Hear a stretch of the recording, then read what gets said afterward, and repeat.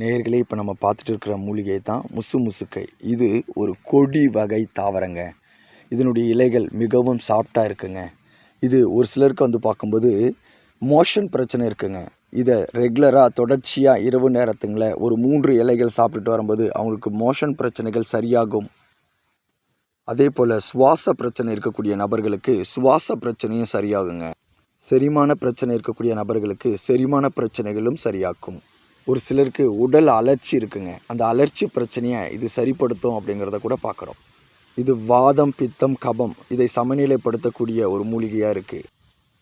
காய்ச்சல், தலை சுற்றல், கல்லீரல் பாதுகாப்பு போன்ற பிரச்சனைகளுக்கு இதனுடைய இலைகள், இதனுடைய கொடிகள் பயன்படுத்தப்படுதுங்க.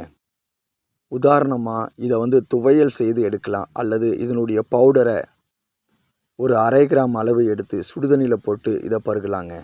இதனுடைய பவுடரை கஷாயம் இட்டு கூட என்ன பண்ணலாங்க, பயன்படுத்தலாம். இதை பயன்படுத்தும் போது ஒரு சித்த மருத்துவருடைய ஆலோசனையின்படி பயன்படுத்துறது மிகவும் பயனுள்ளதாக இருக்குங்க.